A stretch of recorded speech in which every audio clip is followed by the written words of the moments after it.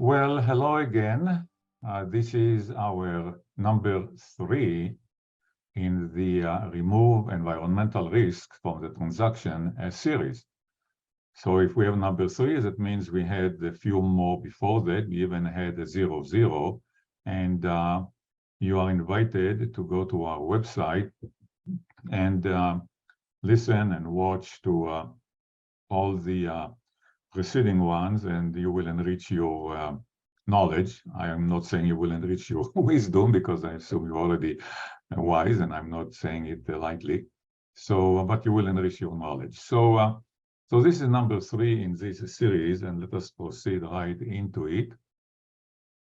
So we have more than 30 videos in this series, and I hope that you will listen to all of them or most of them, and you will never be the same again. I've been doing it, not the videos, but the phase 1 and phase 2 environmental site assessments since 1988. I've done contamination cleanup and abatement, and I am what is considered to be environmental professional, and guess what? I'm not the only one in this profession. There are quite a few other environmental professionals around, and I'm very proud to belong to this group. And the environmental professional is defined by the EPA. And if you go to EPA and just do EPA environmental professional online, search for it, you will get the completed definition. And it involves, there are a couple of pages that describe what environmental professional is. And the SBA, the Small Business Administration of the United States, insists that all environmental investigation reports be done by environmental professionals who are qualified to do it by the definition of the EPA. And SBA stands behind most, probably many, if not most, of the commercial loans in the United States today.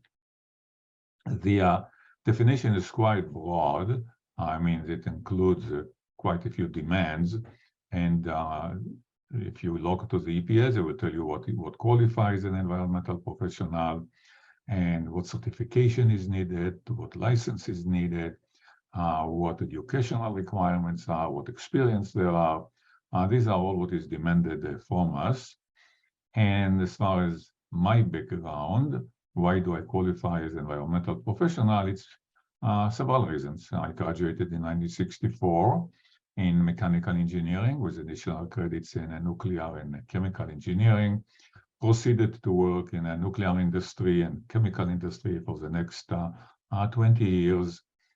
Here is a refinery that I worked with, and I worked with several chemical plants. And then I moved to become in general engineering contractor since 1989, specializing in the removal of hazardous substances. So since 1989, I've been removing hazardous substances, and also state of California registered me as an environmental assessor number 2, and the registration of environmental professionals existed since 1988 for 24 years, and they shut it down because they had no money to keep the department. But we were qualified as a registered environmental assessor number 2. We were qualified for the most stringent level of environmental registration. REA2 was certified to be a project manager that can conduct all assessments and investigations, plus issue cleanup opinions, evaluate risks from contamination, and manage the cleanup of contaminated sites. So this is what pertains. There were several of us as REA number 2, and I know that some of my colleagues continue to this day. Here is a recent project that we did in not far away from downtown Los Angeles, a neighborhood called Silver Lake, and we cleaned up a pesticide facility. Terminix used to own it, and my client purchased it and wanted to build an apartment building here, and we had to clean it up. So there was lots of pesticides there in the concrete. The concrete was impregnated with pesticides, the soil was laden with pesticides.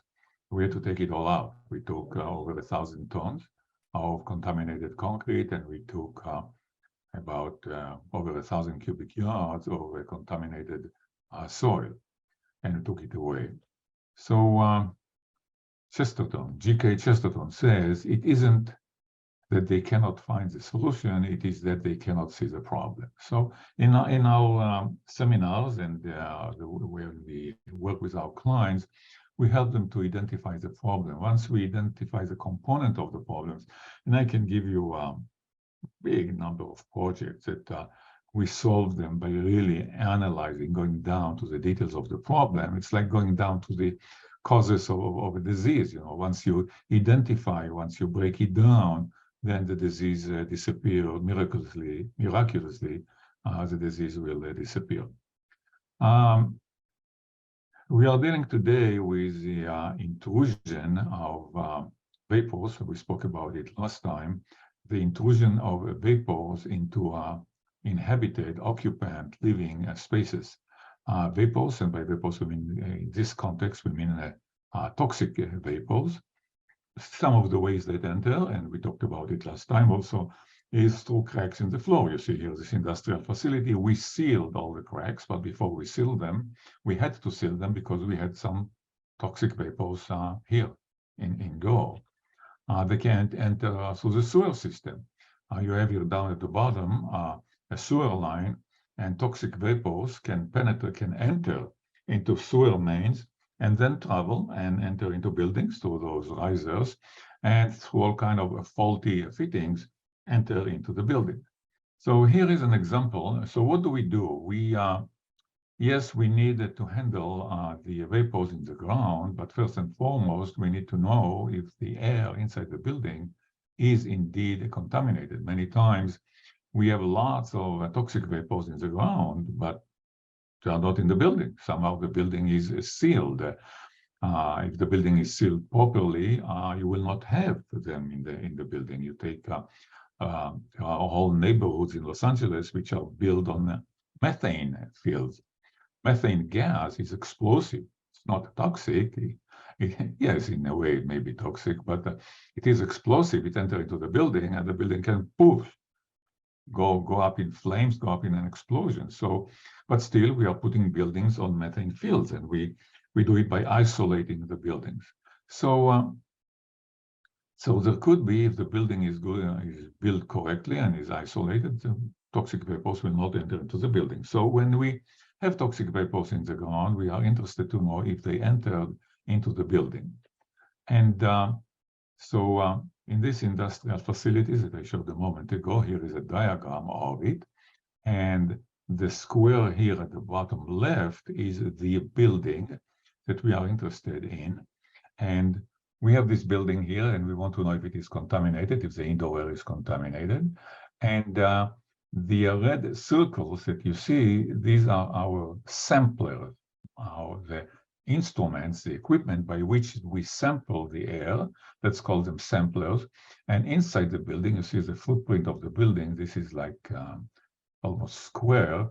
We have 1, 2, 3, 4, 5 samplers that we spread in the building in strategic points. And outside the building, you see 1, 2, 3.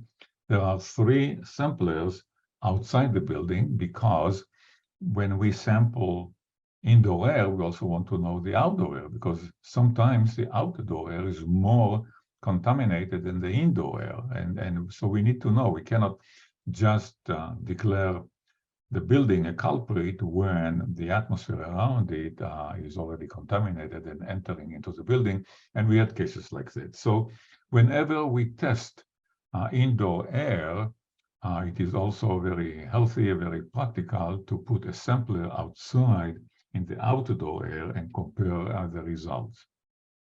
So these red circles are our samplers. And here they are. Here are our heroes. These are canisters, stainless steel canisters. We call them SUMMA, it's just a name. S as in Sam, U-M-M-A, SUMMA, S-U-M-M-A. It's a name. and canister. Each one of them is 6 liter in capacity. And look down here at the bottom left, and you can see the canister. When we place it in the building, it has a complete vacuum. We get it from the lab. It's complete vacuum. In numbers, we call it almost 30 inches of a vacuum. And you can see here, let me put my, here. You can see here where the laser point is. This is a valve that we open in order for the samplers to get filled with the air. The air is coming here through the top. There is you don't see it clearly, this is a pressure regulator, and here is a pressure gauge. And the air from the building enters through the pressure regulator into the canister. And the idea is the pressure regulator is set so that the air will enter into the canister during 8 hours. We are more interested in the average reading of 8 hours because workers in the building, if this is a commercial building or industrial, they usually stay there for 8 hours. If this is a residential building, it's a different story. If people live in the residence, we may sample it for a whole 24 hours. But most of the cases that we have is commercial and industrial, and we test the air for 8 hours. And we have the pressure regulator here, and we adjust it so that the air will come slowly and fill up this vacuum, the canister, during 8 hours. On the side here, you see the yellow instrument, or the orange instrument.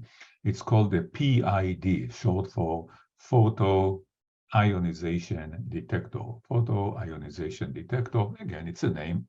And what it is used is a handheld instrument. And with it, we goes around in the building before we place the canisters, and we test the air in the building in various places to see if we have hot spots. And if we find hot spots with this instrument, then we will place the canisters in the hot spot. So this is the duty or the job of this handheld PID. You see right now in the window, it says 0.0. Here is on the upper right, our technician is adjusting the instrument, the sampler, and we will start sampling. Bottom right, you see a canister, sampling canister outside in the open air, as I told you. These pictures look on the, again, on the upper left, you see again the canister. Here you see more clearly, you see the gauge, the pressure gauge, and above it, you see the pressure regulator. And above it is where the air enters. So it enters through the pressure gauge and not through the pressure regulator.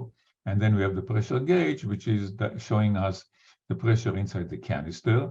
And we watch for it. When we put the canisters there for 8 hours, every 1 hour or so, we walk into the instrument and see how much the pressure went down. And we watch for it to make sure that the air is entered regularly, slowly for the duration of complete 8 hours. This is one of the main functions of this pressure gauge. So you see this canister is mounted here on the outside. Here is the inside canister mounted indoor. Here, this in the upper middle. In the upper right, you see another canister mounted in an office. Down middle, you see it mounted in the yard, in the parking lot. And here is a close-up picture of the guy that is mounted in the parking lot.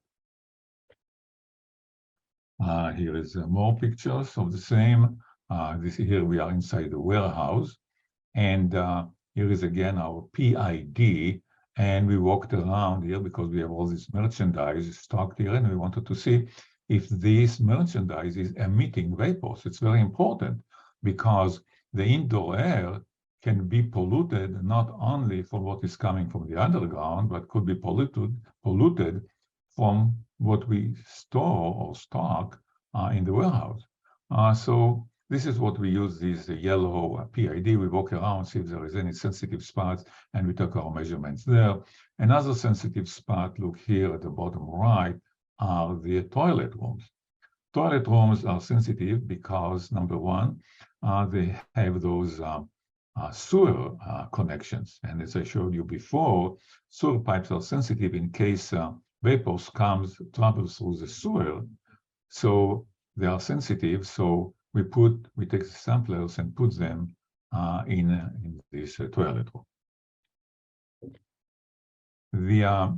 When we send our samples to the lab, when we get back the lab report, and this is one page of the lab report, and here on the left side column, you see here some of the over 60 chemicals that we are testing for. And this is just a list for the purpose of this discussion, just names, chemicals, substances that are considered hazardous. And on the right-hand side here, you see results, micrograms per cubic meter.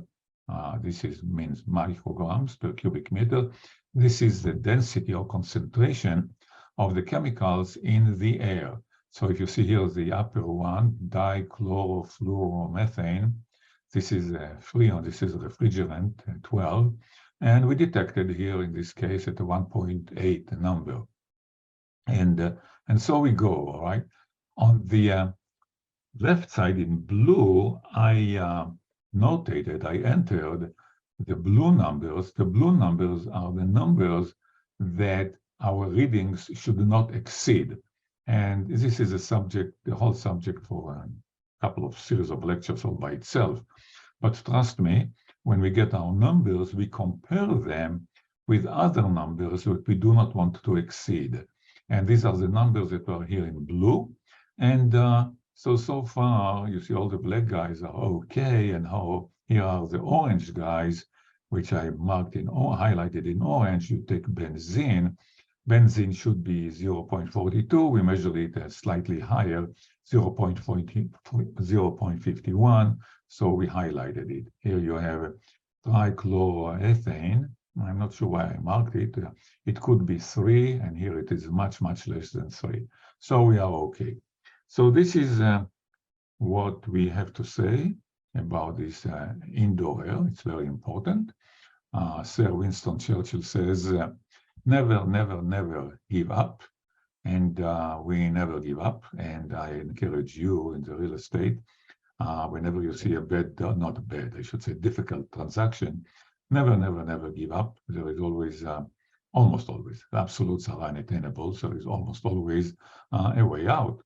So thank you very much for being such a good audience, and we'll see you in the next one. Thanks a lot.